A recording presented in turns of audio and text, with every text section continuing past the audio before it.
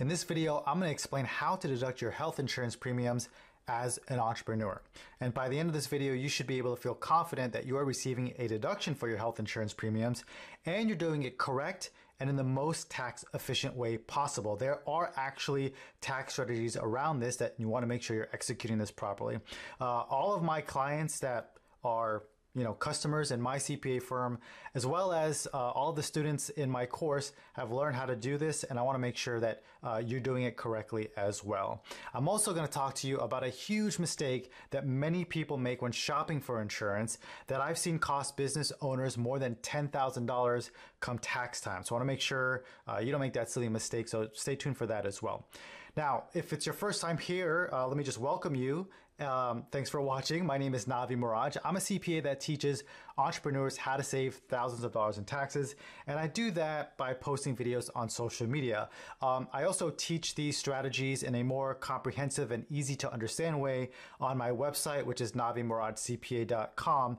But for now, if you get value out of this video, consider subscribing to the channel or perhaps liking it and maybe even sharing it with a fellow entrepreneur. So here's how I'm going to kind of cover this health insurance premium topic, okay?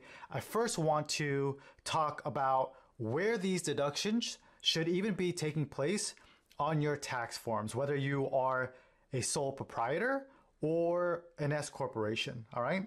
As well as how to take the deduction. So not just where are these deductions supposed to be on the tax forms, but how to take the deduction. So you can kind of follow along with me with maybe your most recent year of tax returns to see if your tax preparer has done this properly, or if you self-prepared, make sure you are doing this properly in future years. And just an FYI, it's even a more powerful tax strategy for S corps than it is for sole proprietors, but we'll get to that when we jump into the content. The second thing I'm going to do is tell you about that big mistake that people make when signing up for health insurance that costs them a lot of money, and they're usually very surprised by it, and it's not an easy conversation. So make sure you stay tuned. And then afterwards, I'll discuss a couple more important details that you need to be aware of when you start executing this sort of health insurance premium strategy, all right? So let's get started. So whether you're taxed as a sole proprietorship or S corporation, you can deduct your health insurance premiums. When I speak about health insurance premiums in this video, I'm talking about the proprietor, right? If you're taxed as a sole proprietorship, or the shareholder employee if you're taxed as an S corporation. I'm not talking about health insurance you provide to all the employees that may work for your company. So if you've got 10 employees and you provide health insurance to them, that should be pretty straightforward. It's usually deducted right on the Schedule C if it's a sole proprietorship, or your 1120S if it is S corporation. But it's when it's for the sort of owner of the business where it gets a little complicated, right? Also, you haven't heard me mention partnerships just yet, but partners in a partnership can also deduct their health insurance premiums, but it's a bit more nuanced and, quite frankly, in my opinion, a little too many variables to create in a YouTube video. So that's why I'm not going to mention it here. So my advice to you there is, if you're a partnership, speak to a tax professional about how it is properly deducted if you have a partnership set up for your business, okay? Now, how you deduct your health insurance differs depending on how you are taxed, right? I kind of alluded to that earlier. If you're taxed as a sole proprietorship, that means, by the way, if you're first time hearing that phrase, taxed as a sole proprietorship, that means you're just out there doing business on your own, in your own name perhaps, or maybe you formed a single member LLC and you have not elected to have that single member LLC taxed as an S corporation. I know that could be a little bit confusing. I've got other videos that explain the difference between sole proprietorship and S corp and C corporation. So watch that video if some of the language I just used kind of confused you, all right? But if you are taxed as a sole proprietor, then you're going to deduct your health insurance premiums as follows. I'm going to start sharing my screen here so you can have a visual of this stuff and not just hear me talking, all right? So when you're a sole proprietor, it's actually pretty simple. Your business is not going to pay for the insurance, though, meaning like if you have a separate business account, your business account is not going to pay for the insurance. You should actually be paying for that personally. And so why that is because if I show you the Schedule C tax form here, there's no really line item for you as the sole proprietor to be deducting your health insurance on here, okay?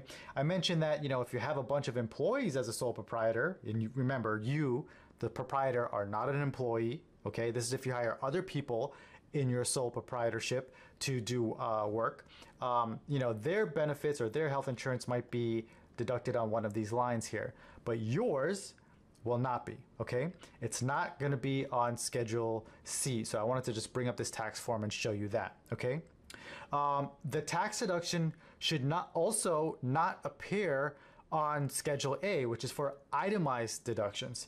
If you look at your 2021 or prior year tax return and you see that your health insurance premiums are included somewhere in this section, chances are you're probably not even receiving a deduction for it, and they're likely a better place to be putting those deductions. Now, I told you where they don't go, right? But where should they go? And most of the time, they should go on what's called a Schedule 1. This is part of your Form 1040, so your individual tax return. And it's called an adjustment to income. So as of 2021, if you look at the 2021 tax return, it's on line 17, self-employed health insurance deduction. This is where your health insurance should go if you're a sole proprietor, okay? That's where it should be. This is also known as like an above the line deduction. And therefore, that's just a way of saying it's a more powerful deduction than, writing off something through your business like office supplies, for example. It's a little bit more powerful than that. I know I'm going through a lot of detail here, but on your individual tax return, what I mean by above the line as an adjustment to income is here. The total of Schedule 1 will end up arriving over here on line 10. At least that's how it is on your 2021 return. It may move a little bit on the return each year as the IRS decides to change these forms, but that's where it's gonna go, all right? So keep some key things to keep in mind though is if you're a sole proprietorship, and let's pull up the Schedule C so you can see what I'm talking about. If you're a sole proprietorship and you didn't have any profit, so line 31, net profit or loss, is a 0 or perhaps even negative, then you won't get a deduction for your health insurance, okay? Your business needs to be profitable in order to take advantage of this strategy or deduction when you are taxed as a sole proprietorship, okay? I know that was a lot of forms. Hopefully the visualization of where this goes on the forms is helpful, but my point here is you're gonna get a deduction for your health insurance premiums if you're a sole proprietor. Make sure you stay tuned. I said I was gonna mention some details, so stay tuned for that. Don't just leave right now. You wanna hear these details because they're important. Okay, before we do that though, let's talk about what happens in an S corporation, okay?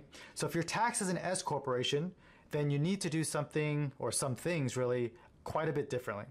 So for example, your health insurance premiums need to actually be incorporated in your payroll. You do this to not only get a deduction for the cost of your health insurance premiums, but in addition, also save 15.3% on Social Security and Medicare taxes. Let me show you an example because I know that kind of sentence can be a little bit confusing, all right? Let me show you an example of a W-2 that I have here. Don't worry about the date on this, it's not as important. But if you're an S corporation, you should know by watching my videos that you need to pay yourself reasonable compensation.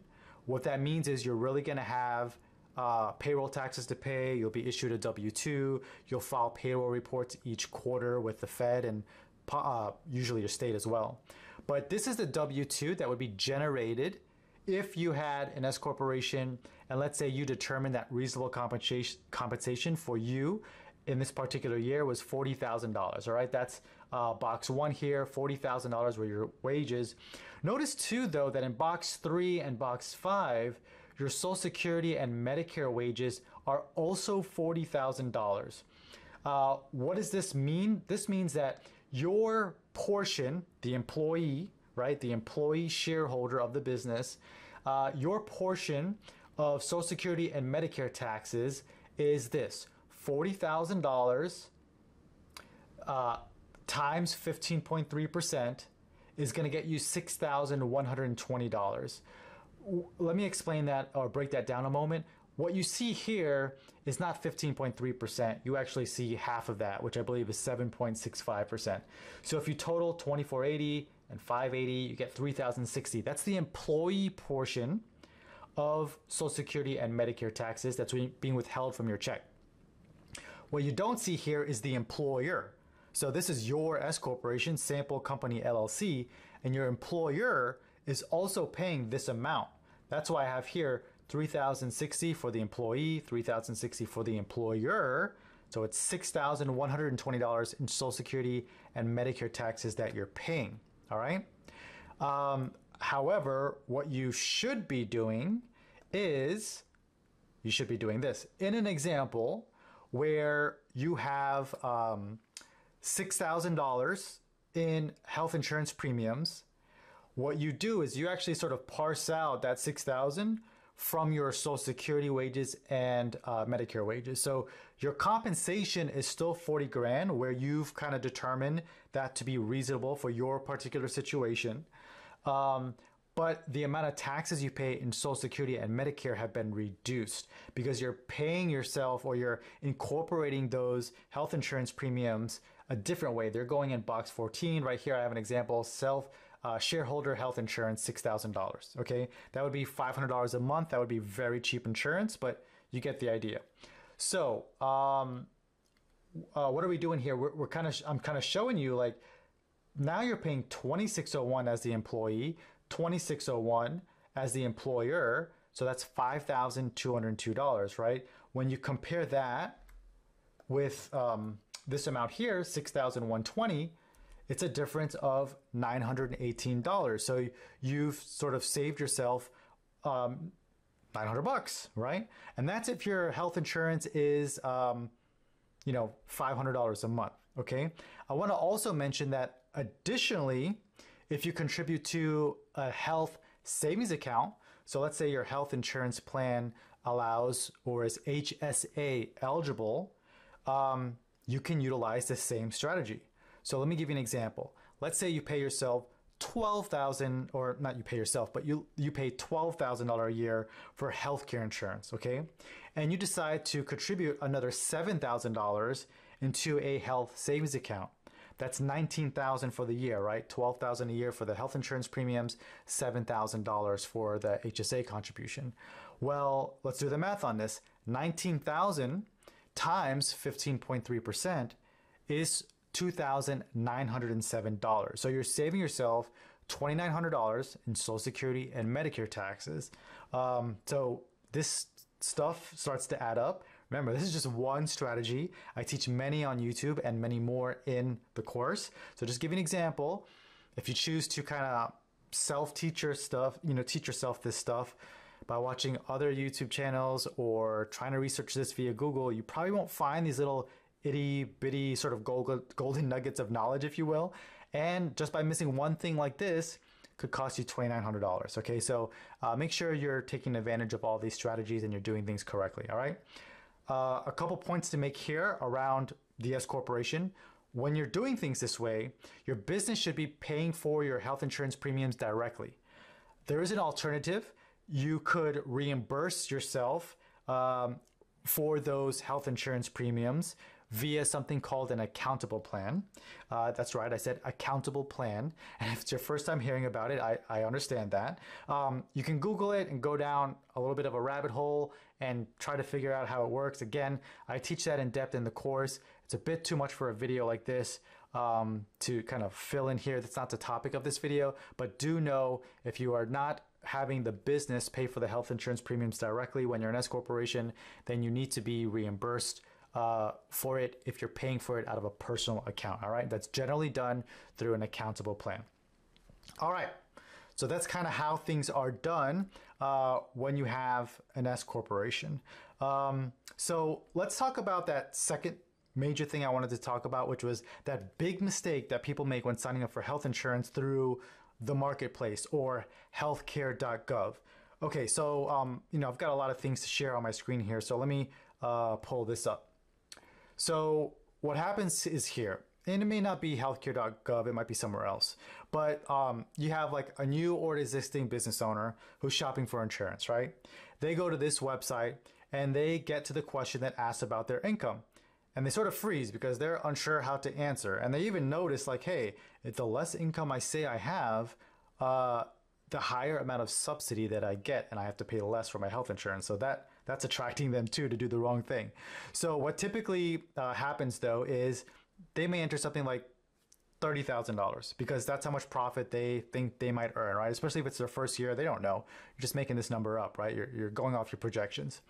In turn though, because it's such a low amount of income that you put into the system when applying for this insurance, right? 30,000, you'll receive a subsidy from the government that offsets the out-of-pocket cost of the plan. So the health insurance premium still costs $800 a month, but the government subsidizes, let's say $700 a month. So the business owner only pays $100 a month for insurance. They're like, oh, this is great, fantastic. By the way, when I say government subsidy, that's really another way of saying other taxpayers will pay for your health insurance. And that's why it was, and it still is, very controversial. But anyway, that's a whole nother matter. But here's what occurs, okay? Come tax time, the IRS is going to learn that you made maybe something like $100,000 in profit. Well, guess what's going to happen? When preparing the tax return, what's sort of happening behind the scenes is the tax software and the IRS is reconciling the amount you said your income was going to be when you filled out the application compared to what it actually was. So here's what happens. It's time to pay it all back, right? So let's say it's the $700 a month times 12 months that you were being subsidized, right? That's a total of $8,400 in taxes that you now have to pay.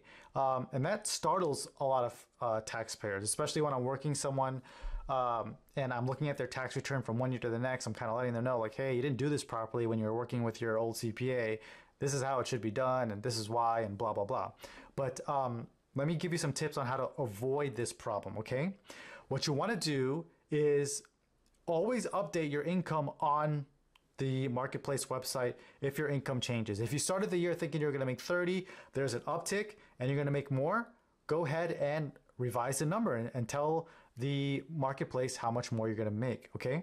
If your tax is a sole proprietor, make sure you're providing the estimated profit your business is going to make, all right? I'm defining profit as your revenue minus expenses. Give them that number to base what your health insurance subsidy should be if you even are able to get one, okay?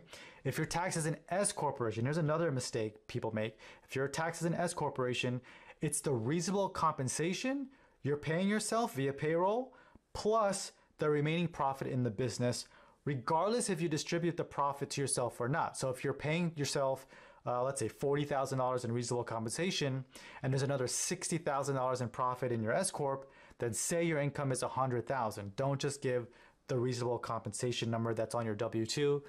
That's not going to fly, okay? You need to give them the full amount of profit your business made. Okay, I said that I was also then going to talk about a couple important details that you need to be aware of when you're trying to execute this strategy or take health insurance premiums as a deduction. So here they are. One is whether your spouse or kids are part of your business or not, you actually can include the cost of their health insurance premiums, okay? So the policy can include you, your spouse, dependents, and any children who are under the age of 27, so 26 and under. So don't think it's just like your portion of the health insurance premium that you can deduct. No, it's everyone on the plan, regardless if they're involved in your business or not. Here's a caveat though. If you are eligible, or even your spouse is eligible to participate in an employer's health plan during any given month, even if you decline that coverage, that premium paid for that month can't be claimed in the ways I've discussed in this video. Let me say that another way, perhaps more simply. If you or your spouse are eligible for insurance at your day job, don't do anything I've discussed in this video because you're not allowed to take the deduction that way, okay? The last bullet point here is the insurance premiums are not just for medical insurance. So it could be for medical insurance, dental insurance, and vision. So not limited to just medical. All right. So that begins to wrap up what I wanted to talk about in this video. I do want to let you know about some other resources. One is my website. I mentioned it, I think, at the top of the video, navimuradcpa.com. This is my website. You can go there. There's more to learn there, more videos, more resources rather, how to form an entity for free. All that stuff can be found there. The course that I mentioned is here. If you click this link, it'll take you to the course main page here, where you can learn more about the course, what you're going to receive, what you'll learn, all these different strategies, and you can even preview some of the course on there. I open up some of the videos so you can kind of get an idea of what you'll be learning, okay?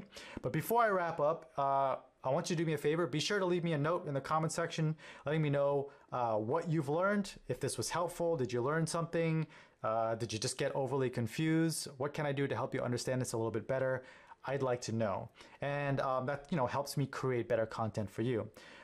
In a moment here, if you're watching on YouTube, you will have a couple videos pop up. One of them is a video I created that spends a little bit more time on the whole S corporation and health insurance premiums and HSAs and how that kind of ties into your payroll. So if you think things were a little unclear the way I described it in this video, that video goes into it in a little bit more detail. So with that said, don't forget to like and subscribe, and I'll see you either in the course or in the next video.